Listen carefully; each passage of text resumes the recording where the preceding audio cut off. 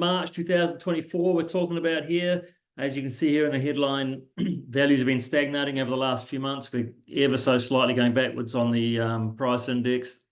Activity levels slowed down. It feels like a tough market again. Everything, of course, is relative, and so we're comparing it to 3 months ago, 6 months ago, 9 months ago, 12 months ago. Compared to 3 months ago, not so much different, a little bit different, but compared to 6 months ago, quite different. And sort of mid to late-ish last year was quite a firm market, and it certainly feels a lot tougher than that. So yeah, message to sellers is it's not as easy as it was. Market's a bit stickier out there. You have to present your property well. You have to price your property well. And then that stuff is still selling, especially first home buyer market, 700, 800, 900,000. That's still quite competitive if it's good real estate and well maintained and so on. Buyers, I recommend, if you are looking at buy, just make the most of these conditions. These tougher markets don't last forever, as we know. Okay, look, here we go. Median sale price.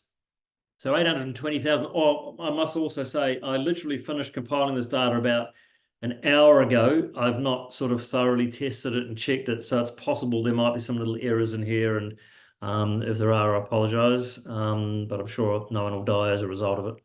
820,000 versus 750 a year ago, so that's up quite a lot. I mean, as you can see from the blue chart there, it does go up and down a bit, so we've caught a low month compared to a month that's on the rise a little bit. The red line, of course, shows the trend.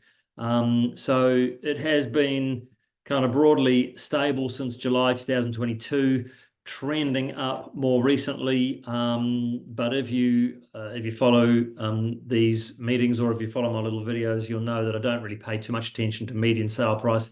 It reflects the mix of properties sold to a degree, as well as the underlying values. What we're really worried about, or really concerned about, or interested in, is the underlying values themselves. And the best guide for that is the Real Estate Institute House Price Index. So there's the league tables, and if we look at the right-hand column there, you can see this is how much the various regions around the country have dropped since the peak. Wellington's peak was October 2021. The country overall peak was November 2021. So we have the auspicious honour of leading this league table at a drop of 21.3%. So we didn't go as deep as just over 26% down. We then recovered to about 20% down, and in the last couple of months we've edged off a little bit, so we're back down to sort of a bit over 21%. So you can see there, Auckland, similar sort of numbers. I'll just let Monica in here. Similar sort of numbers in Auckland City. So Wellington City, Auckland City have dropped the furthest. They've been hit the hardest. Overall around the country, 14.5%, in various regions all over the place, like places like Otago and Southland, hardly tailed off at all. I actually haven't dug into that sort of region very much, but I suspect they didn't really have the same amount of boom that we did. Looking now at the results over the last year. So over the last 12 months, Wellington has still recovered more than most places, and certainly more than Auckland, certainly more than New Zealand overall. So we're sort of our recovery over the last 12 months is above average, if you like. But over the last 3 months, you can see there at minus 1.2%. We're faring worse most recently than most regions around the country, and worse than Auckland and worse than the country overall. In fact, you scan down there, you can see minus 1.2% is the lowest number, or the biggest negative number there. So Wellington market has been, by the look of things, about the softest market again in the country over the last few months.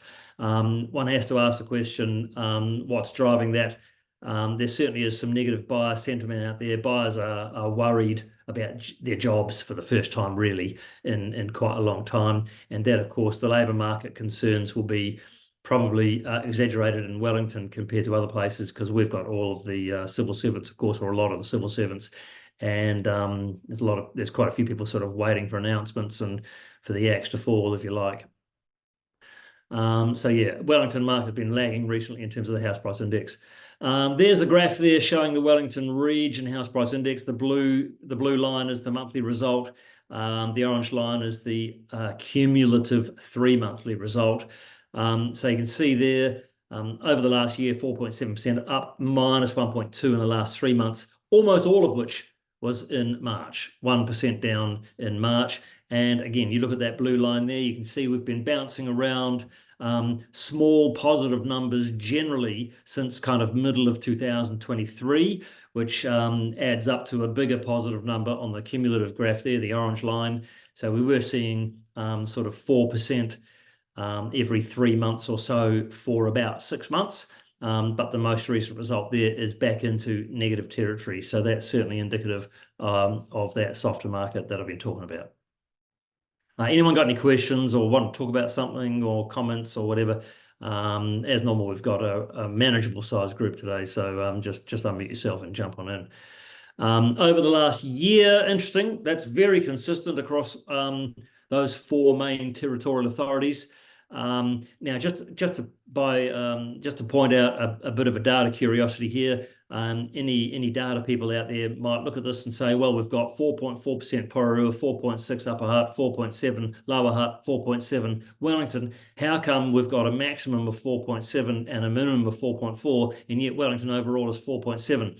And I asked that question of Real Estate Institute recently because they had an even more anomalous sort of set of results than that, and they pointed out that well, they pointed 2 things out. One of them is a very technical statistical point, but the main point really was that there are actually 8 territorial authorities in the Wellington region, according to the Real Estate Institute, and the other 4 territorial authorities are Kapiti, Masterton, Carterton, South Wairarapa. So the 4.7% that you see there will presumably be faring better than 4.7. A couple of these other locations are below 4.7, and that's how we end up with 4.7 overall across the whole Wellington region. And over the last 3 months, you can see all these authorities, all these territorial authorities are indeed negative, although to varying degrees. So on the new supply side, and this is a pretty dramatic turnaround over the last sort of 6 months or so. So 878 listings in March versus 663 a year ago and 943 2 years ago. So a big jump up on what we saw a year ago. A year ago, vendors had been on strike for about 6 months. From about September 22, they went on strike because the market looked so ugly, and their friends and hearing stories about properties not selling, people having to take $200,000 less than they thought they might get, this sort of thing. So they just went, no way, we're not selling. We're going to hold our plans back. So we're not putting our property on the market. Very few people were under extreme financial pressure from job losses and that sort of thing, because the labour market was still so tight. And so we just saw the amount of stock on the market just get eroded away. Prices stopped falling. They started firming again. Took less time to sell. Fewer properties were not selling on within a month or two. And so buyers got confidence again, time to step back in. Talk was interest rates might be heading towards the top of the range. This, of course, made the market better.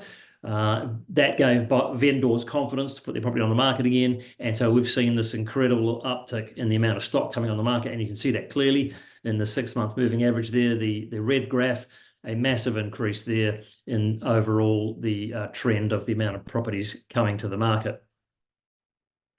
But as you can see, they look down 7% on 2 years ago. So it's not too dissimilar from 2 years ago. And the level that we're at on average for the last 6 months, you can see it's not abnormal over the last number of years. But the last 2 months there, you see in the blue bar chart there, last 2 months, really quite high new listing volumes there. Big increases in new listings volumes, yes. And there is the March average. So look, massive increase compared to recent months. That being said, only just more than what we typically see in a March. So March is a big listing month. Again, all these things feel relative, or they are relative. So when you come out of a period of time where you've seen very few listings, when it goes up, even back up to normal levels, it feels like a relative abundance. And so that certainly has been the case. It's felt like we've had a ton of stock coming on, and compared to recent months, it has been a ton, but not compared to the long-term average in March since 2015.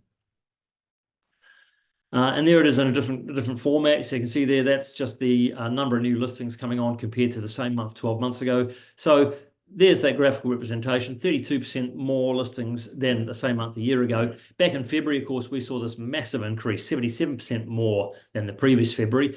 That really was a huge result there. And you can see over the last, well, what has it been, 8 years or so, we've never had a month that's matched anywhere near that 77% increase on a 12-month relative basis. So that has been pretty extreme.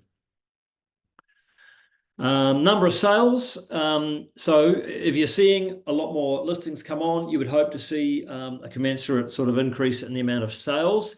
And we have seen sales volumes track upwards in the last couple of months there. You can see overall the trend recently has been kind of stable for the last 6 to 8 months with a bit of an uptick here.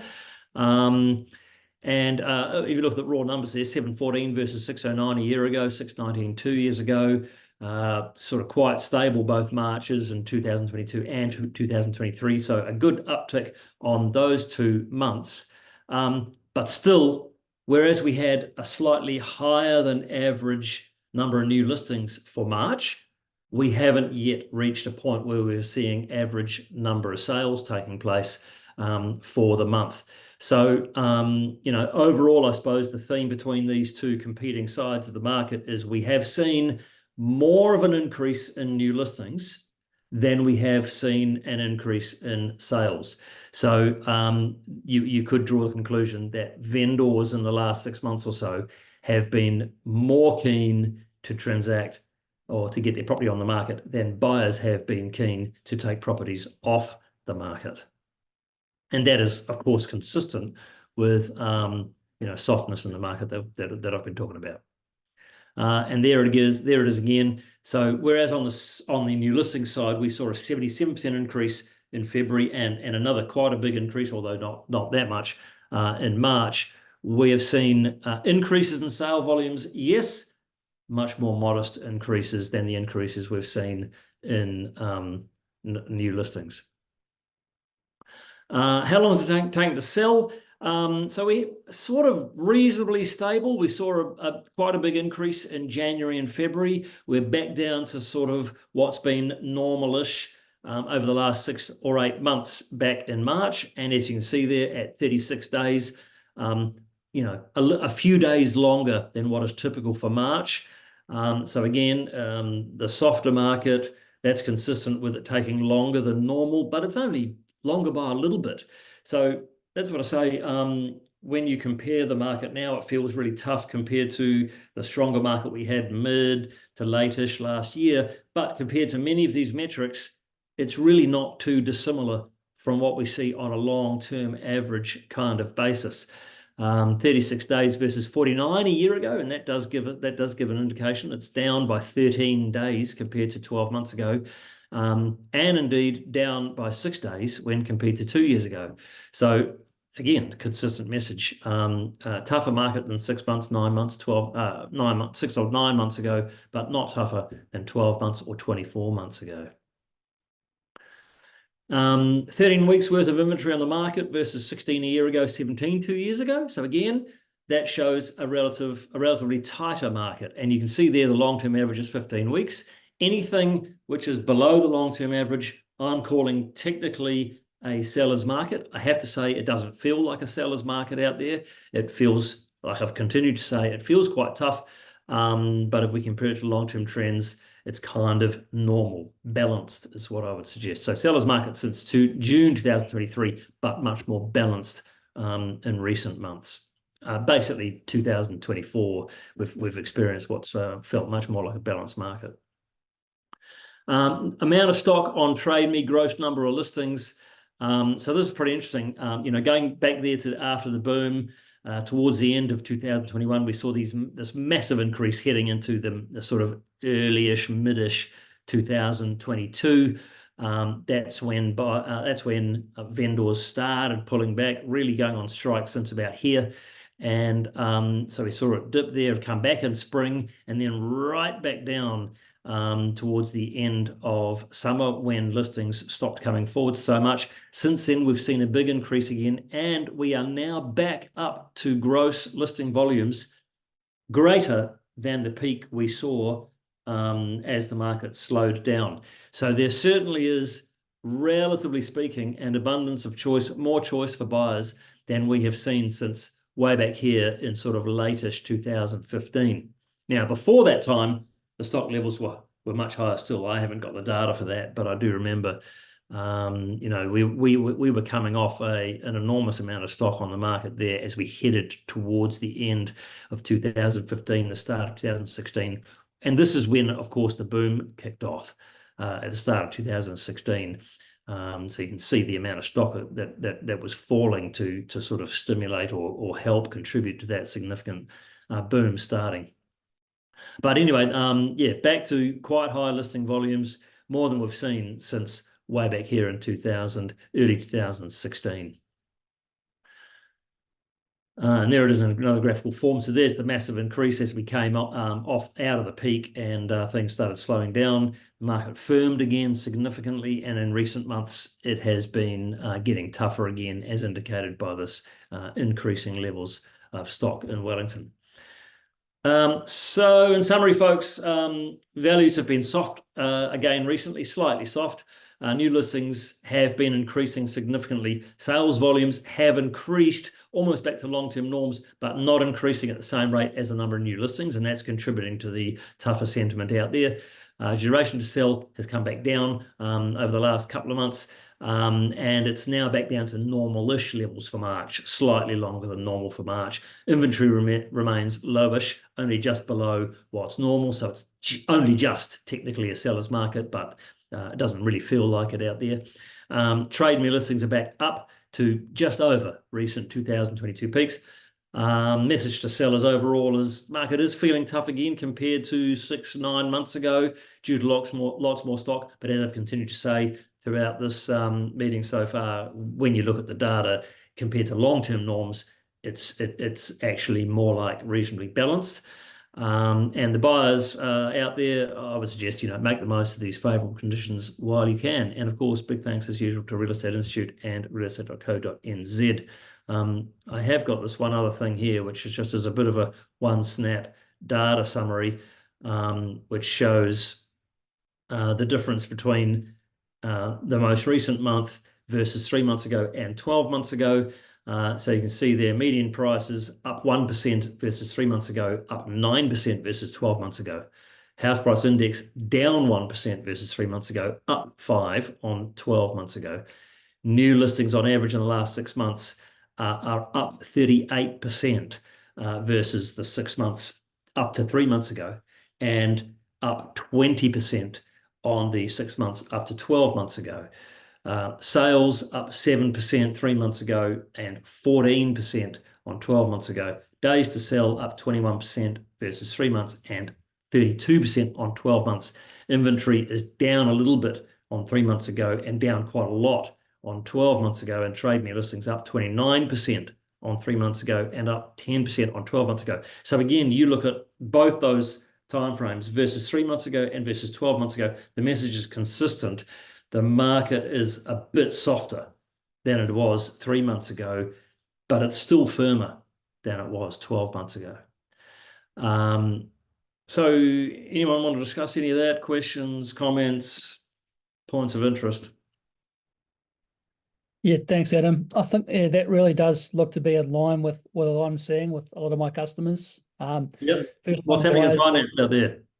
Well, I mean, first-time buyers much more likely to get an offer accepted in this environment, even though typically they're putting something on subject to 5, 6, 7 days, so we can get a valuer through there. Yep. People who are looking to upgrade to a second house, they'll put an offer on there subject to sale of their existing. They're not having too many challenges with getting the offer accepted. The bigger issue, I suppose, is getting the property sold at the other end. Yeah, so you're seeing more of your clients succeeding with offers that are subject to sale of house even. Yeah, more conditional offers, Yep. whereas the market's hot, obviously. There's about 6 unconditional offers to choose from. Yes. At the moment, we've got vendors and they're much more willing to negotiate, whether it be conditions or if you do have a cash offer, then they may be willing to accept that, even if it's not at the same sort of price level, just because Yeah. it's much just tougher for them to move on the sale in this market. Yeah. So Yeah, yeah.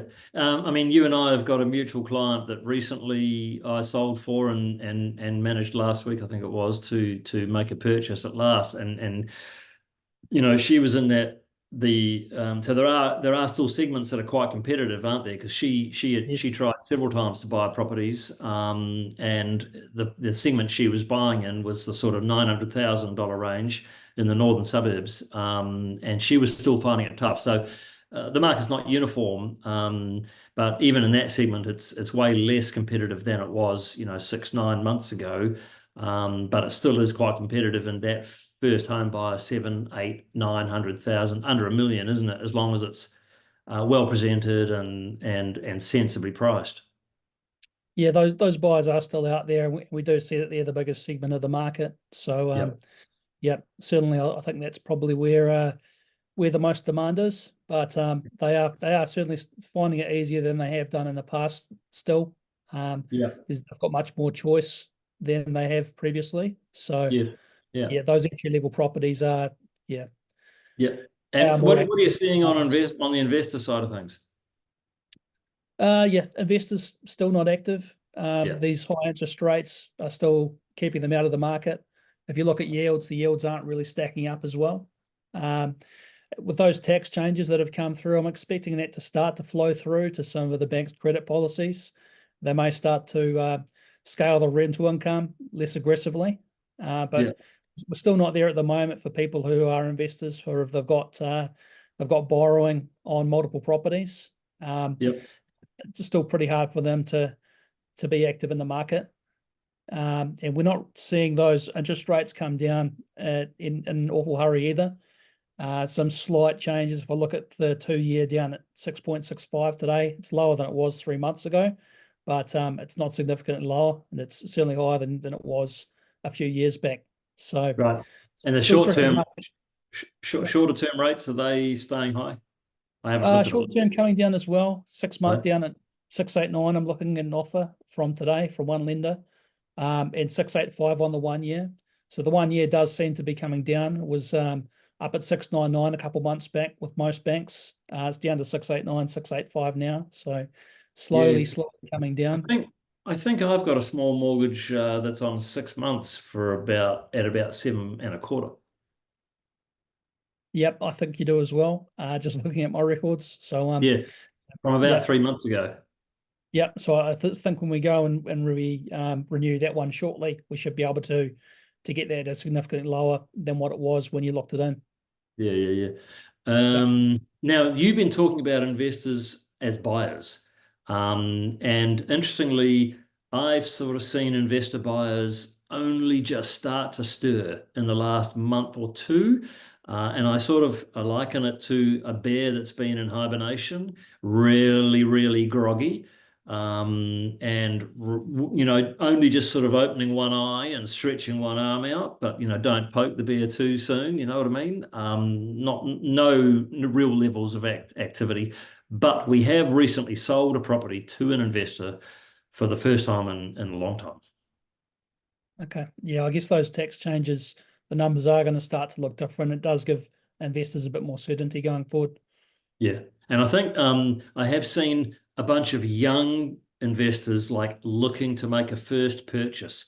So people who are in the market have been in the market for some time. They've already got a stack of debt. They're paying the high interest rates. They're still suffering with their tax bills, maybe.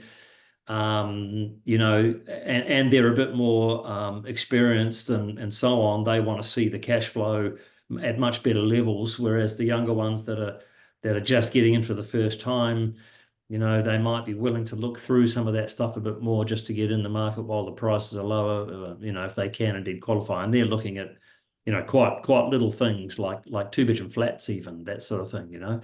Yep. But what about on the sales side? Because I'm seeing quite a big increase in the number of inquiries from investors looking to sell and get appraisals and that sort of thing. I have had a handful of them, but yeah, I mean, typically the sales side of things is not my is not the part of it that I'm seeing. Yeah. That's usually on the other side of the transaction. So yeah, not really my Yeah. area of expertise. Yeah. I mean, my anecdotal feeling is that there seems to be more activity on the selling side. And any investors who are looking to sell, I would strongly recommend you to try and sell property that can be sold to owner occupiers, not investors, for obvious reasons, like we've discussed. Yeah. Any kind of final comments on finance at the moment? We've got a question from Kate, which I'll get to next of your, unless there's something else you want to talk about, Andrew. Oh, just one final thing, I suppose. There was some press in the last month with regard to debt to income restrictions, which are Yeah. potentially coming in with the Reserve Bank. I don't see them having any impact at all in the short or medium term. Reason being, if you look at people who are buying at the moment, the debt to income ratio that they're buying at is around about 4.5. They'll be struggling to get up to 5. They're really Right. only going to start to have an impact when you see the 2-year rate get below 5%. People just don't have the cash flow and capacity. It's only really going to start to bite, yeah, when the interest rates do start to come down quite significantly. Oh, I see. Of course. Righto. So what's holding them back at the moment is the serviceability. Yeah, so the DTIs don't really have an impact until the interest rates start to tank down and start to get really low. Yeah. Just because the banks are not willing to lend to people that don't have the capacity at this stage, based on what the interest rate, based on what the actual repayments are. Yeah. Whereas DTI is a much blunter measure, and it only really starts to bite at low interest rates. Of course, that makes sense. Yep. Okay, awesome. Well, thanks for that update, Andrew. All right, we've got a question from Kate. What are you seeing for apartments at the moment? That's a good question. Apartments are often, that segment often behaves differently from houses. And yes, we're seeing that at the moment. Any apartments that have issues, like for example, if the building is low on the earthquake rating, if it's under 67%, if it's particularly under 34%, you can't, is virtually sale proof, except at absolute fire sale prices. Under 67% gets a little harder. But I think Andrew, you can sometimes get finance just at not quite a high LVRs for if it's under 67%. I've seen the banks actually more willing to look at apartments at MBS below 67% than they Oh, have yeah. been in the past. So That's good. it seems there are some options out there. Mhm. There's always a lot more due diligence required with apartments, though. So the banks will want to understand if there are repairs planned or something of that nature. Yep. Reason being, there may be a levy raised at some stage, and they'll want to know how you're going to finance it if you're looking to buy an apartment. So. Yep. One of your colleagues, Adam, sold one of my apartments over summer. Yes. That came after quite a significant strengthening project, or quite a lengthy strengthening project. So Yep. that's why I was able to go to market. Yeah, indeed. What I'm seeing also is that the smaller apartments that are well presented and in purpose-built, clean buildings and in good locations, those are still reasonably sought after by the first home buyers. So, like your apartment that was in Mount Cook, wasn't it, Yep. Andrew? And that sort of thing, they're affordable, they're low effort, they're low maintenance, as long as the body corporate's in reasonably good shape, perhaps has some funds up their sleeve, there's no major projects looming on the horizon, then those properties are still quite reasonably popular for the young first home buyers who don't have kids and no plans to have kids in the near future. What we are seeing is really quite hard work, the larger apartments. A lot of the time, especially you get like perhaps some older character buildings, and the body corporate levies are really quite high, and so there might be a very large apartment, but it still only has 3 bedrooms, and it doesn't offer any more bedrooms or bathrooms or any real amenity more than something that's like 40% smaller or something, but the body corporate levies are that much higher. And so people are really reticent to take them on because they think, well, I'm paying this extra $10,000 a year in my body corporate levies. I'm not getting any more bedrooms or bathrooms. Yes, I've got bigger walls to hang my paintings on, but so it's becoming a bit harder to get buyers to see value in those bigger places. So it all depends on what you're thinking about, Kate. Obviously, if you want advice on your particular apartment or your particular situation, just reach out to me. Hopefully, it's easy to find me, but hopefully that gives you some sense of what's going on out there. Alrighty, folks. Well, hey, thanks for tuning in. Look forward to doing it again in a month's time. If anyone needs any individual advice or whatever, of course, reach out to myself and Andrew for finance and so on. But thanks for joining us and see you next time. Have a good month. Thanks, Adam. Cheers.